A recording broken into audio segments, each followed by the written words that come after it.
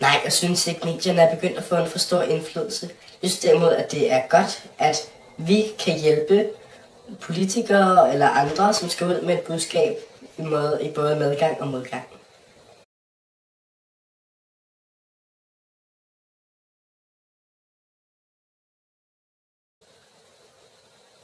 Selvfølgelig burde der være en grænse for, hvornår medierne skal sige stop, men der er mange medier, som for eksempel Se og Hør, som ikke følger den her grænse. De tager med de kendte ud på ferier, og der siger jeg stop. Der vil jeg ikke være med mere. Så synes jeg ikke, det er sjovt.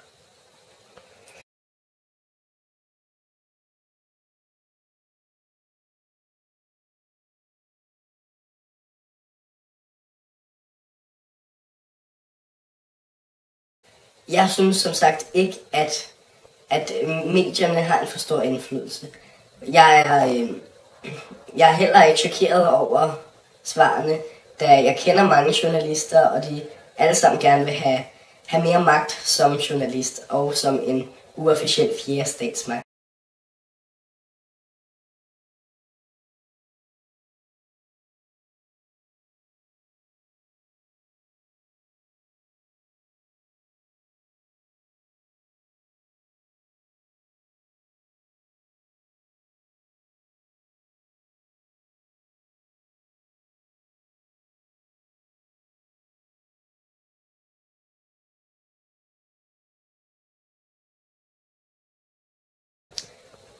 Jeg synes virkelig, at det er skønt, at vi begynder at blive mere virtuelle, da jeg ser en meget større fremtid i det.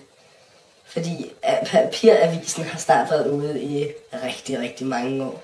Så derfor synes jeg, at det er godt med lidt forandring, især nu, hvor vi er begyndt at blive mere virtuelle der i slut 90'erne.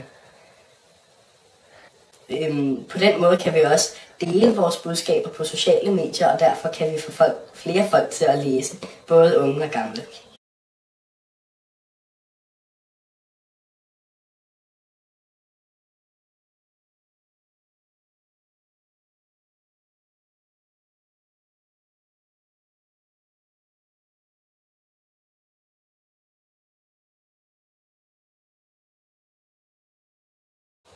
Det er et svært spørgsmål, fordi jeg synes, altså vi lever i et land, hvor vi ikke ser mange fejlkilder i dagligdagen, og derfor har jeg også svært ved at forholde mig til det.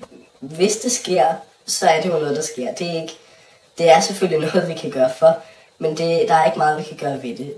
Det er dog også journalistens egen opgave at være veldokumenteret og sørge for at have de rigtige facts i orden. Nå, du skal have tusind tak, Birgitte, fordi du tog dig tid for at deltage i programmet. Ha' en god aften. Selv tak. I lige måde.